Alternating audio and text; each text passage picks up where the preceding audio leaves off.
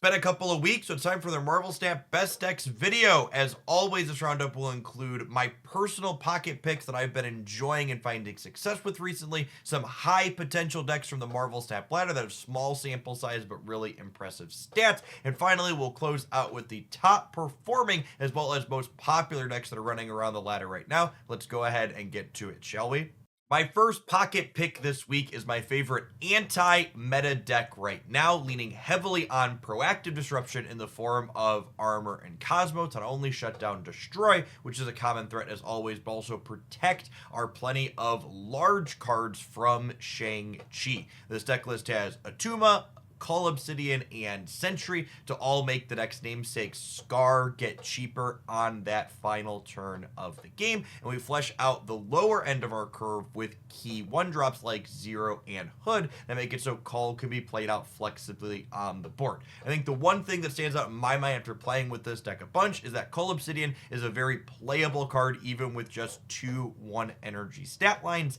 and Omega Red is especially impressive in a deck like this that is often setting up a big lane that your opponent has a hard time contesting. Being able to sneak stats with Omega Red into things like Sanctum Sanctorum or a location that you already have 4 cards in will often catch your opponents off guard for incredible cube equity. If you're looking to be competitive in Marvel Snap right now without playing the card Shang-Chi, playing a deck like this that can shut him down efficiently is one of the best ways to do that, I think. My second pocket pick this week is an oldie but a goodie playing a ton of my favorite Marvel Snap cards, and that is Shuri Kitty. This deck list has had not just one, not two, not three, but 7 different cards that it's playing nerfed at various points over Marvel Snap's history, and it just keeps trucking along, consistently putting out big numbers that are difficult for your opponent to interact with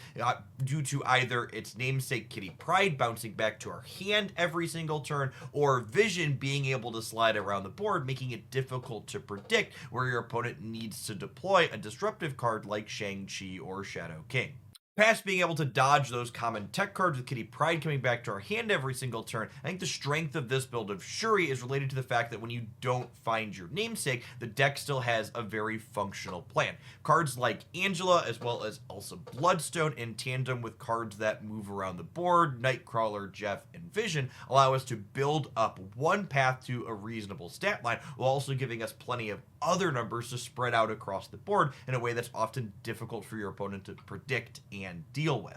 All that being said, sometimes this deck also just does typical Shuri stuff though, playing Shuri, Red Skull into Taskmaster, making numbers too big for your opponents to deal with and winning the game in a 1-2-3 fashion. Our first high potential deck list this week is also the top performing Corvus Glaive deck so far, albeit with a smaller sample size on Untapped, and that is this Corvus Hela variation. One thing I really like about this deck list from a theory perspective is that it's utilizing every bit of the Corvus Buffalo, whether it's Hela reanimating the 2 big cards hopefully that he binned, or Sunspot soaking up all that extra energy. You really get a lot of use out of Marvel Snap's latest card release here. One particular line that's really appealing in this deck list is if you pass on turn 5 with 6 energy, and that only enables you to play Infinite on turn 7, but also slam down a completely free She-Hulk as well. This kind of dynamic of having lots of powerful outputs on the last turn of the game makes it difficult for your opponent to predict if they're trying to keep up with a Hela that's reanimating the things that you've discarded, or you slamming down 30 points with precision in a way that's going to be difficult for them to keep up with.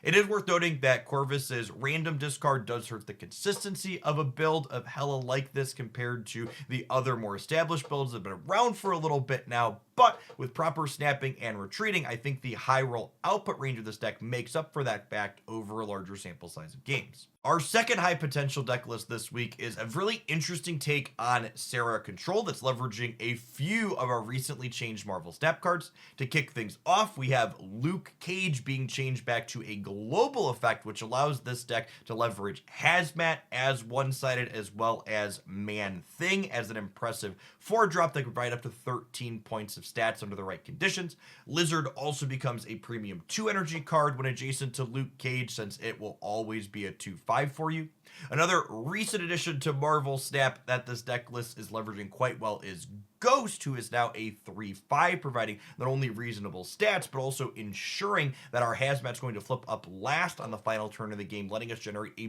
big point swing when we hit every card on our opponent's side of the board with it. Obviously, at its heart, this is also just a Serra Tech deck still, so we've got the usual suspects in Killmonger, Shang-Chi, Enchantress, and Maximus to close out the points and interaction that we can generate to sweep our opponent's board away when making them smaller with Hazmat is not quite good enough. Sliding along to our top performing deck list, our first one here could kind of go in any of our last three categories, and that's this kind of unique version of Corvus Glaive discard. I say it could go in any of them because this particular build doesn't have a huge sample size, but it has the best stats of any of these small Meek Morbius collector decks looking to leverage Glaive. That being said, there are other good performing versions of this archetype, and this archetype as a whole has been incredibly popular, even if a number of the builds are bad. All of that being said, I think this particular build is doing a number of really neat and novel things,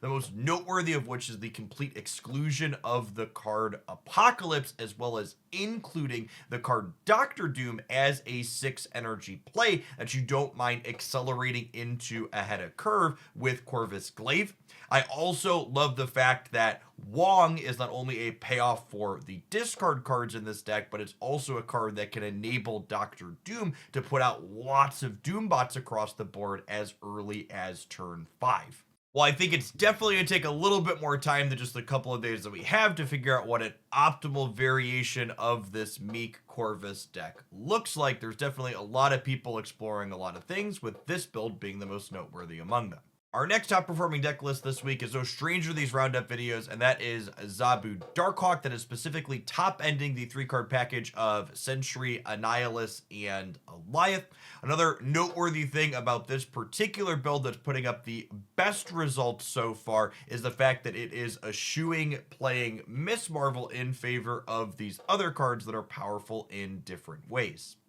Our final top performing deck list this week is the Oops All Tech card share a control, Killmonger, Shang-Chi, and Enchantress, cutting down whatever your opponent does in a very efficient manner as always. One noteworthy call out in the archetype this week is the inclusion of armor among a number of the best performing lists, I assume as a means to get out proactively in front of Destroy, which continues to be one of the decks we're going to talk about in our popular section here coming up. Kicking off our popular category this week, we once again have Hela Lockjaw. This is simply the archetype that can put the biggest numbers into play while consistently dodging powerful tech cards like Shang-Chi, thanks to Hela typically going second on that final turn of the game. It's noteworthy that the most popular and top performing builds of Lockjaw Hela are not playing Corvus Glaive, our latest edition. I would assume this is related to the fact that Corvus's discards are at random, and a big part of what brought this Hela deck into competitive relevance was the fact that things like Blade were no longer random and gave you precise control over what you're binning and when. Up next on our most popular decks, we have the Thanos Lockjaw deck. Noteworthy callouts since the last Best Decks video is Cull Obsidian has found a fast and firm home inside of this archetype as a big stat line card that you can trivially play out thanks to the Infinity Stones. The particular deck list that I'm highlighting this week is also electing to play Psylocke, I assume not only to ramp into Cull Obsidian ahead of time periodically, but also allowing you to slam down Leech on turn 4 with some consistency, so that way you can play other things out on turn 5 that have larger stat lines. Finally, to wrap this video up and close out the most popular section, we have Destroy, which is no stranger to being played a ton. The Hulkbuster change did not slow down this archetype at all, with lots of variations of it putting up strong metrics, almost all of them still including Hulkbuster as a card. Noteworthy call out in this particular list, which is one of the top performing Destroy lists right now, is that it's choosing to play Alioth at the top end of its curve as a way to blow your opponent out, I would assume, when they're hoping to Shang-Chi something like your large Venom or Death that you had deployed earlier in the game. Thanks for watching all the way through the end. Be sure to snap the like button if you enjoyed my deck roundups this week. Hopefully they help you achieve whatever your personal ranked goals are. Looking forward to whatever our OTA updates is going to bring next week on Thursday the 29th. Hopefully we can all hold out hope until that rolls around, huh?